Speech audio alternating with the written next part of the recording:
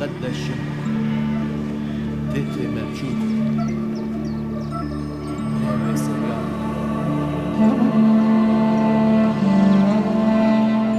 Primera carta de Pablo de Tarso a los Corintios, capítulo 15, versículo 14.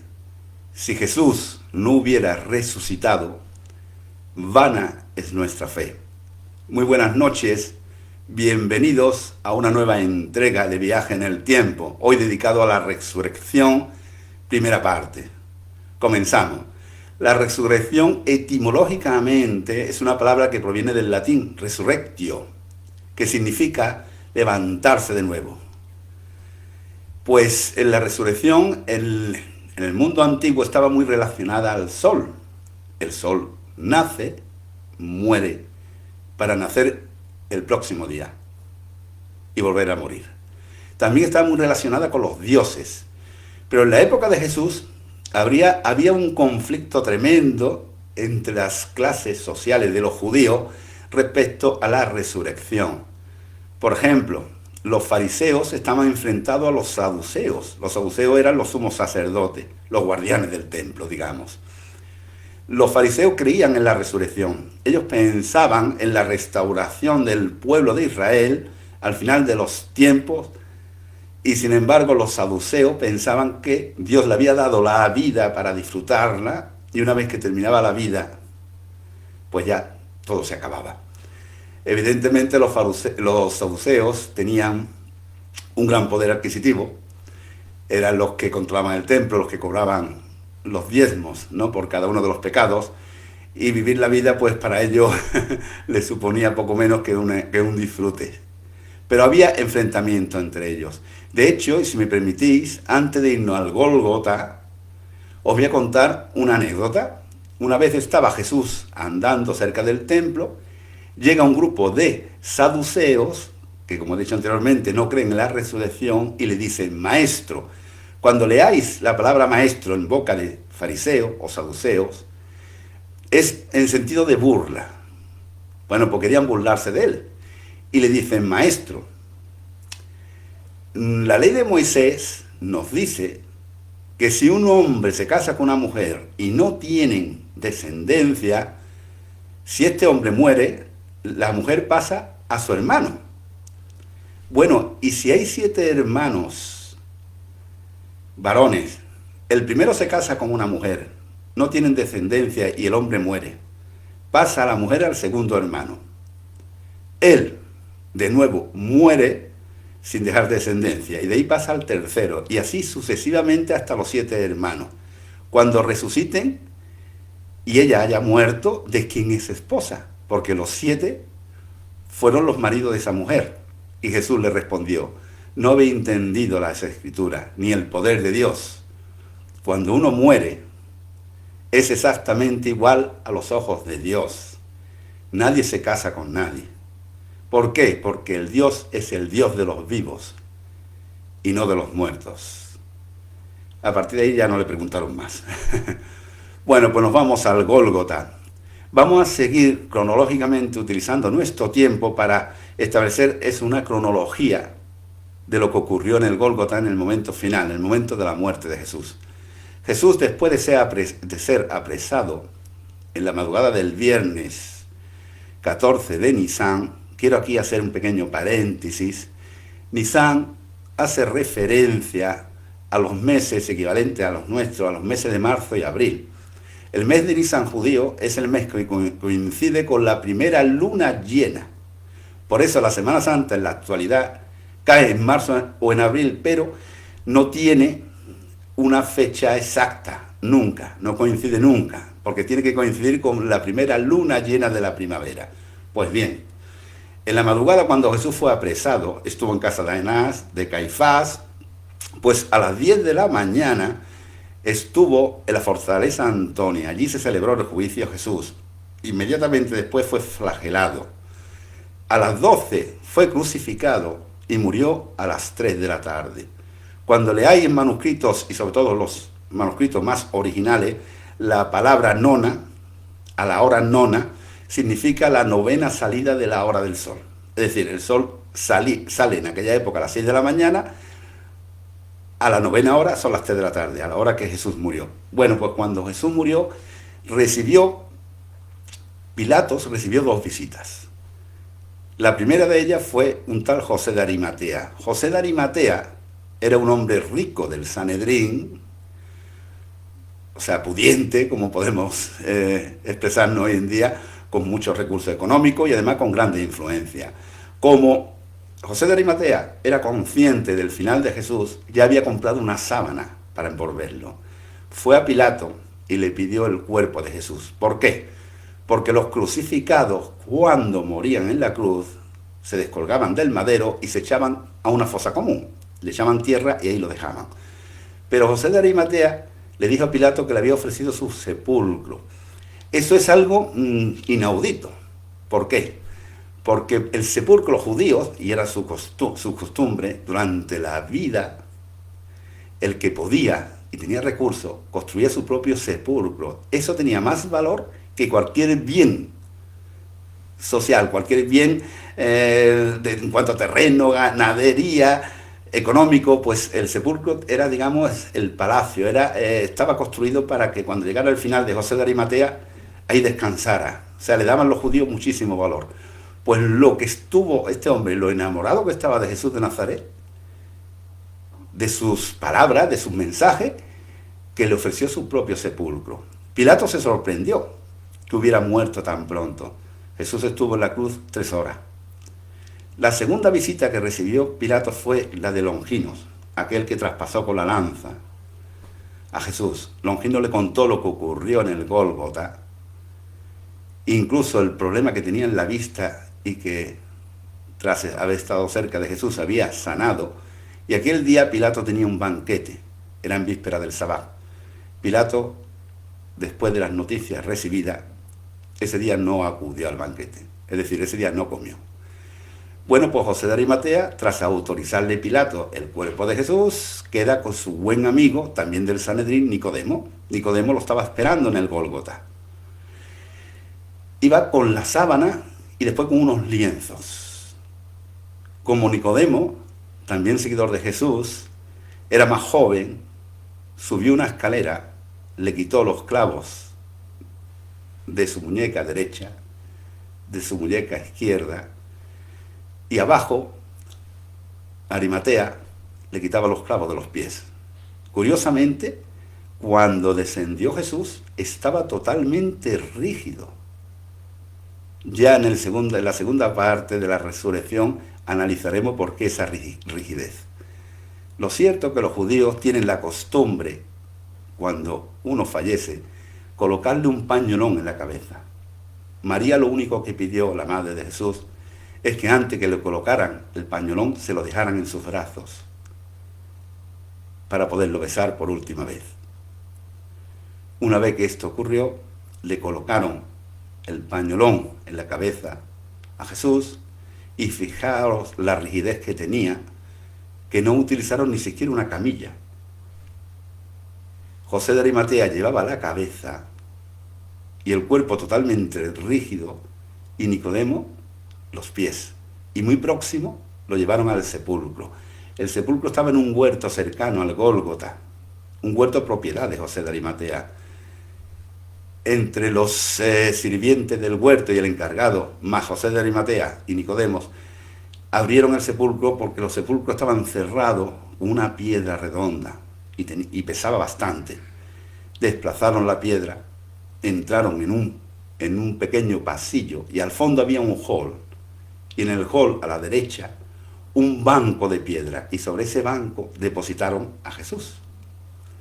Vinieron enseguida las mujeres, María Magdalena, María Cleofás, María Salomé, Marta y María, las 2 hermanas de Lázaro. Y también estuvo la mujer Verónica, aquella que Jesús sanó en vida de un flujo continuado de sangre, con esencias aromáticas. Era la costumbre judía, era limpiar el cuerpo y ungirlo con mirra, aloe, pero el día se le echaba encima. Y en esos momentos dice María Magdalena, bueno, vamos a hacer una cosa, no nos puede pillar el sábado, el día del descanso, si no corremos grave peligro para los judíos, para el resto de los judíos. Vamos a envolverlo en esta sábana provisionalmente y volvemos el día siguiente al sábado, es decir, el domingo, y terminamos nuestro trabajo. Dejaron el cuerpo de Jesús con una sábana y pasa el viernes y llegamos al sábado. El sábado es el día del descanso judío y fijaros, el sábado lo utilizan los judíos como el día que no se hace nada, prácticamente no salen ni de casa. Y fijaros el odio tan grande que le tenían los fariseos y los sumos sacerdotes a Jesús, que el sábado, el día de su descanso, por ley, salieron de sus casas para entrevistarse de nuevo con Pilato. Y le dice Caifás, gobernador, era prefecto, pero ellos le llamaban gobernador. Este hombre, a lo largo de su vida, nos hemos enterado que ha dicho que si muere, al tercer día resucitará. Si ya de por sí ha hecho mucho daño en vida, como sus discípulos roben su cuerpo, el daño después de muerto puede ser aún mayor. Y tenemos miedo que los discípulos aprovechen el huerto de un amigo suyo para llevarse el cuerpo de Jesús. Pilato, yo creo que ya cansado, ¿no?, de estos días que llevaba, ¿no?, del juicio, de la envidia, de la crucifixión y de todo, accedió. Cogió a su hombre de confianza, al centurión Quinto Cornelio, y le dio la orden, bueno, monta una guardia de 4 hombres con cambios de turnos cada 4 horas. Y el sábado por la mañana, temprano, acudieron los 4 hombres, se situaron justamente enfrente donde está el sepulcro. El sepulcro se lo enseñó precisamente Caifás. Caifás, cuando José de Arimatea y Nicodemo lo trasladaron al sepulcro, estaba pendiente en donde lo depositaban, estaba claro. Pues ahí se quedaron los romanos. Y ahora llega el día siguiente. Os quiero explicar una cosa, probablemente lo sepáis muchos. Para nosotros la semana comienza en lunes y acaba en domingo. Para los judíos, no. Los judíos de aquella época y los actuales, la semana comienza el domingo y finaliza el sábado con el descanso. Eso viene en el Génesis. Dios hizo el mundo en 6 días y al 7º descansó. Y el sábado era el final de la semana. Lo digo esto porque en todos los manuscritos veréis que a primera hora, el primer día de la semana, es decir, a la salida del sol del primer día de la semana, claro, para ellos es domingo. Pues bien, aquí tenemos 4 versiones. 3 versiones de los evangelios son similares, no iguales, pero sí similares. Pero hay una cuarta que me llama mucho la atención, que es el Evangelio de Juan, capítulo 20, versículo del 1 al 8. ¿Por qué? Porque precisamente esa narración del Evangelio de Juan lo hemos podido encontrar en muchos otros manuscritos, escritos por otros escritores, de una forma similar, e incluso están en el archivo secreto del Vaticano. Con eso os digo todo. No significa que las versiones de Mateo, Marco y Lucas sean falsas, en absoluto. Pero sí es cierto que tiene una veracidad especial la de Juan, porque hay varios manuscritos que hablan de casi lo mismo. Bueno, pues la versión de Mateo nos cuenta lo siguiente. Cuando iban al sepulcro a primera hora de la mañana, el domingo, iba María Magdalena y otra María, no nos dice de qué María se trata. Llegan al sepulcro, está el sepulcro cerrado, de buena primera se produce un terremoto, baja un ángel del Señor, rueda la piedra, se sienta en ella, los romanos estaban atemorizados, y el ángel del Señor con un vestido blanco resplandeciente les dice a ellas, vosotras no temáis, sé que buscáis a Jesús, el crucificado. Ha resucitado entre los muertos, tal y como os habíamos anunciado. Y decirle a sus discípulos que los verá en Galilea. Ella, asombrada, corrieron y se lo contaron a los discípulos. La versión de Marco no es igual, pero es similar. Pero en este caso Marco nos habla de que iba María Magdalena aquel domingo por la mañana, María de Santiago y Salomé al sepulcro con aromas para terminar el trabajo que dejaron pendiente el viernes y seguir preparando el cuerpo de Jesús. Ellas iban pensando, bueno, a ver quién nos va a abrir la rueda de piedra del sepulcro, porque nosotras no vamos a poder. Pero cuando llegaron al sepulcro se la encontraron abierta. Entraron por el pasillo, llegaron al vestíbulo y no vieron a Jesús. Y de buena primera se les aparece un señor vestido de blanco y le dice: no temáis, sé que estáis buscando al Jesús crucificado. No está aquí. Ha resucitado, tal y como os anunció. Y decírselo a sus discípulos, que él los verá en Galilea. Ellas, asustadas, según la versión de Marcos, no se lo contaron a nadie, por miedo. Ahora nos vamos a la versión de Lucas.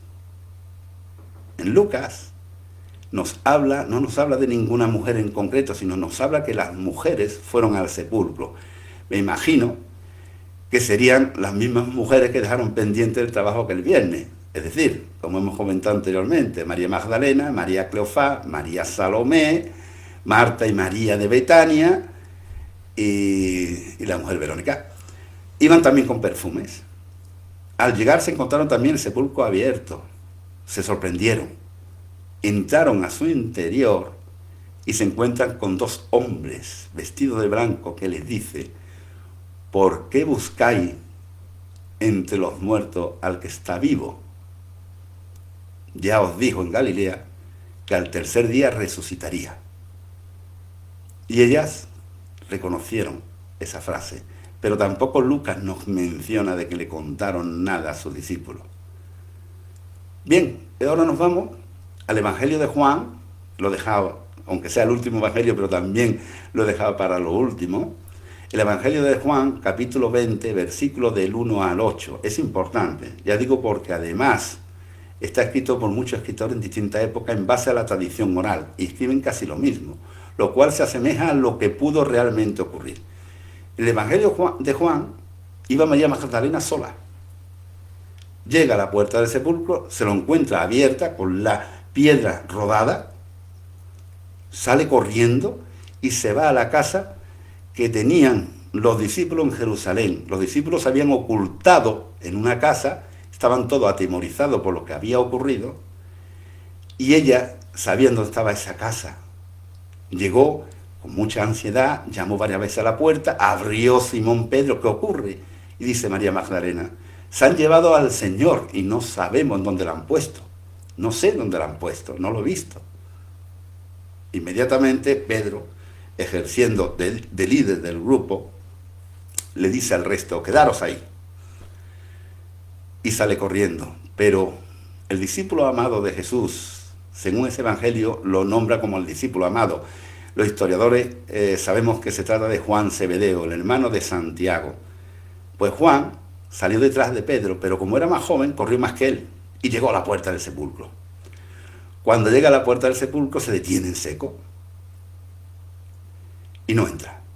Y detrás venía Simón Pedro. Simón Pedro accede al interior, pasa al pasillo, llega al vestíbulo y ante su sorpresa se encuentra con unos lienzos en el suelo. Y en donde está el banco de piedra, en una esquinita muy bien colocado y doblado, el sudario que le cubrió la cabeza a Jesús. Es cosa curiosa. Ahí había un mensaje. ¿Qué mensaje podía tener ese pañolón doblado en una esquina? Pues bien, analizándolo tranquilamente, en las costumbres judías, cuando los comensales, y actualmente lo siguen haciendo los ortodoxos, cuando un comensal está almorzando y ha finalizado, coge la servilleta, hace un gurruño y la tira. Le está diciendo al sirviente: me marcho, ya he terminado. Pero si un comensal se tiene que ausentar durante un momento, pero no ha terminado. Cogía la servilleta, lo doblaba muy bien doblada, la colocaba al lado del plato, se levantaba y le estaba diciendo al sirviente, me marcho, pero volveré. El mensaje que recibió Pedro con el pañolón, el sudario, doblado en esa esquinita, era el siguiente, me marcho, pero volveré. Bien, continuamos. Pedro, ante su asombro, nota la presencia de Juan. Juan entra también en el interior, se atrevió a entrar y cuando vio aquello, vio y creyó. Hasta el momento ni uno de los dos habían creído en esa escritura. Fue ese momento cuando los dos, y eso le transmitieron a sus amigos, los discípulos, creyeron en las palabras de Jesús, que tenía que padecer, ser crucificado y que resucitaría de entre los muertos. Ambos discípulos se fueron a su casa de Jerusalén, pero María Magdalena se quedó en la puerta del sepulcro sola, llorando. De repente entra hacia el interior, va hacia el vestíbulo. Tened en cuenta que la luz era muy tenue, solamente había ese destello de luz que entraba por la puerta, pero la luz era muy tenue por la puerta del sepulcro. Y ve a dos hombres sentados, uno en la zona donde deberían estar los pies de Jesús y otro en la cabecera, en el mismo sitio que habían depositado a Jesús. Y le preguntan, mujer, ¿por qué lloras? Y ella responde, se han llevado a mi Señor y no sé en dónde lo han puesto. Ella pensaba que eran trabajadores del huerto. De buena primera siente una presencia detrás de ella. María Magdalena se gira y ve la silueta de un hombre. Y le hace la misma pregunta, mujer, ¿por qué lloras? ¿A quién buscáis? Ya María Magdalena se estaba enfadando. Ella pensaba que era el encargado del huerto, los trabajadores y el encargado. Y con un tono de enfado le dice, si te has llevado a mi Señor, dime en dónde lo ha puesto, que yo misma iré a recogerlo. Y se escuchó una risa, una sonrisa. María. Y por el timbre de voz reconoció que el que le hablaba era Jesús. Ella, sorprendida, dijo, Rabuní. Rabuní es una palabra de origen arameo. En hebreo es rabí, en arameo Rabuní y en nuestro idioma maestro. Rabuní, Rabuní. Se va a acercar para abrazarlo y él le dice, no me toques aún, porque todavía no he subido al Padre. Dile a mi discípulo que voy a subir al Padre, a vuestro Padre, a mi Dios, a vuestro Dios. Ella, todo lo que ocurrió en aquel sepulcro, propiedad de José de Arimatea, se lo contó al resto de los discípulos. Bien, en esta primera parte hemos tocado las narraciones. En la segunda parte de la resurrección analizaremos el momento en el cual Jesús pudo abandonar el sepulcro, basándonos en datos científicos, pero no os adelanto nada. Lo cierto es que hay muchos historiadores que comentan acerca de la resurrección lo siguiente, que Jesús nunca murió, no, y que se recuperó. Rotundamente falso. Y explico por qué. Porque no existía ningún reo de muerte crucificado que se salvara de la muerte, vaya. Es decir, si un reo crucificado, y según la ley romana de aquella época, sobrevivía a la crucifixión, el que era crucificado era el centurión que llevaba la tropa. Por lo tanto, es imposible. Hay otros que han llegado a comentar que, claro, como los sumos sacerdotes y fariseos se entrevistaron con Pilato el sábado, un día después de que fue sepultado Jesús, el mismo viernes pudieron robar el cuerpo de Jesús los discípulos. No tiene sentido. En primer lugar, porque José de Arimatea había cedido su propio sepulcro. En segundo lugar, porque ellos no entendían la resurrección. Ellos entendían la resurrección del alma, no del cuerpo y alma físico, no lo entendían. Y el motivo más fundamental es que estaban muertos de miedo. O se nos ha olvidado las 3 negaciones de Pedro. Estaban muertos de miedo. Ellos pensaban que su final iba a ser exactamente el mismo que Jesús. Por lo tanto, y además de haberlo robado, que no es, ya digo que no es, no tiene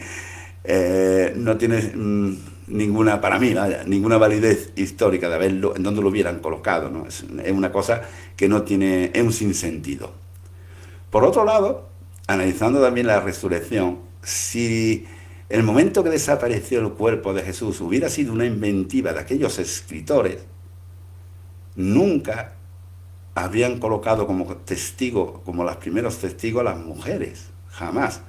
Ya lo dijimos en el programa dedicado a las mujeres. Lamentablemente, las mujeres en aquella época no tenían ninguna credibilidad. Por lo tanto, si yo me voy a inventar esta historia, los primeros testigos pongo que sean hombres, no mujeres. Y sin embargo, en todos los manuscritos, no solo en los evangelios que conocemos, sino también en el resto de los manuscritos desperdigados por el mundo y también en el Vaticano, nos hablan siempre de que las mujeres eran los primeros testigos de la resurrección. Y otro hecho importante, algo ocurrió en aquel sepulcro propiedad de José de Arimatea, porque aquellos que eran cobardes, y lo dije antes, como eran los discípulos, aquellos que eran cobardes se convirtieron en valientes. El cobarde es cobarde siempre. Algo tiene que ver para que ese cobarde se convierta en valiente. Y ya con esto termino. Y eso es un dato anecdótico. Y sobre todo lo quiero poner aquí, ¿no? En este programa de la resurrección. Hoy en día están muy de moda las encuestas, ¿verdad? En la televisión hay encuestas por todo. E incluso hay empresas que se encargan en hacer encuestas. ¿Sabéis cuál es la primera encuesta de la historia escrita? Bien, os lo comento. En el monte Hermón, que está en Galilea, aquí tenéis la primera encuesta. Jesús le preguntó a sus discípulos, ¿y vosotros? ¿Quién decís que soy yo? Y tan solo le respondió un tal Simón Bar Jonás, apodado Pedro por Jesús. A partir de ahora, que seáis vosotros quien le respondáis, el que lo desee, la pregunta a Jesús de Nazaret. ¿Y vosotros quién decís que es Él? Muchas gracias. Y ahora, con vuestro permiso, comenzamos con las preguntas.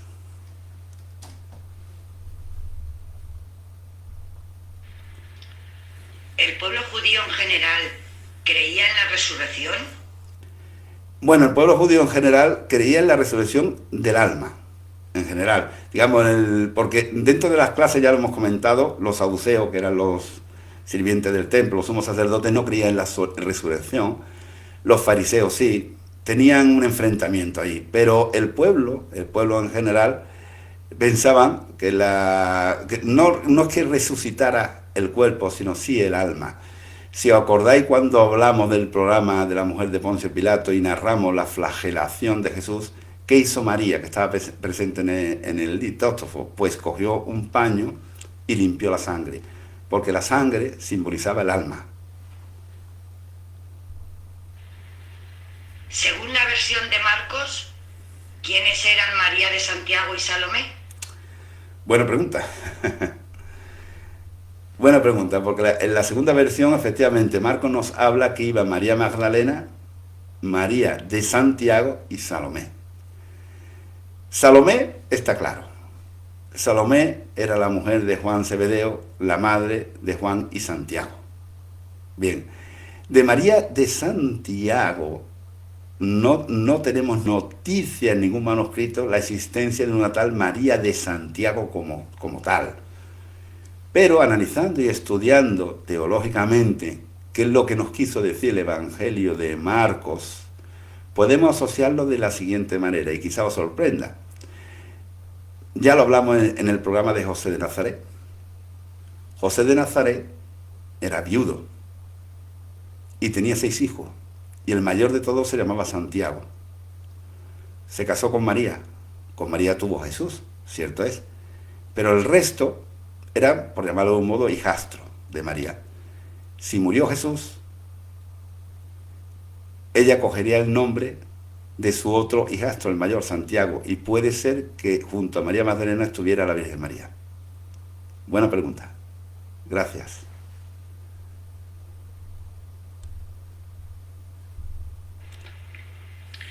¿Evangelio de San Juan, el Evangelio de la Luz o el de María Magdalena? Evangelio yo me quedo con el Evangelio de San Juan, que también fue escrito por varios autores, porque va más en relación a lo que escribieron muchísimos otros autores en base a la tradición oral. El Evangelio de María Magdalena es un evangelio tardío, es de una corriente filosófica llamada gnóstica. Gnosis significa una palabra griega que significa conocimiento. Y entonces pues intentaron justificar la muerte de Jesús y sobre todo en la presencia de María Magdalena. Pero no tiene validez histórica porque lo que viene en los manuscritos, yo me lo he leído todos ellos, de María Magdalena, no tiene parangón con ningún otro manuscrito, no existe nada que se asemeje. Y además comete muchos errores tipográficos, geográficos y de tiempo. Nos quedamos con el de Juan. ¿Qué hicieron los soldados que vigilaban el sepulcro? ¿Vieron algo? Según Mateo, se asustaron con aquel terremoto, ¿no? En la versión primera que hemos contado, que es la que da Mateo. Los soldados, está claro que en el Evangelio de Juan no se menciona, pero sí está claro que después, posteriormente, hablan con Pilatos. Esa ya la he dejado para la segunda parte de la resurrección, que es el diálogo que mantiene los soldados con Pilatos. Si me lo permites, en la segunda parte lo narraremos. Pero tuvieron su participación también los soldados ahí.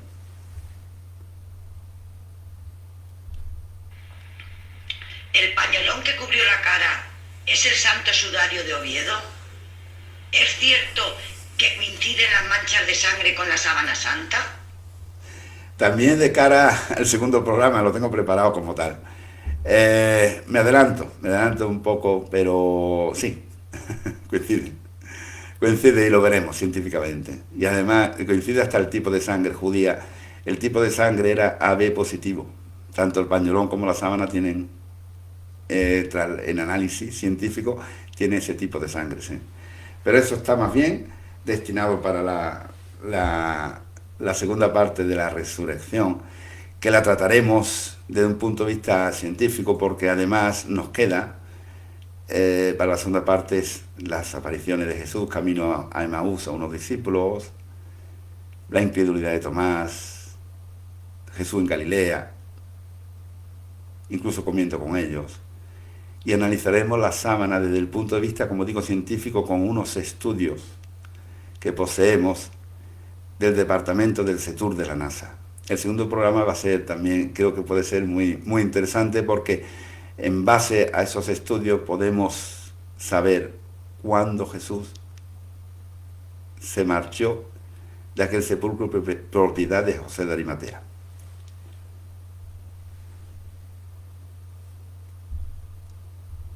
Bien. Perfecto, pues bueno, en producción me acaban de comentar que hemos finalizado. Espero que os haya gustado. Es la resurrección, un programa un poco, digamos, complicado por las distintas versiones que han ocurrido, pero realmente si analizamos todas las versiones, al final desembocamos en lo mismo, ¿no? Que aquel cuerpo no estuvo en el sepulcro propiedad de José de Arimatea. Ya la próxima semana hablaremos de la segunda parte de la resurrección. Hasta entonces, muy buenas noches y muchas gracias.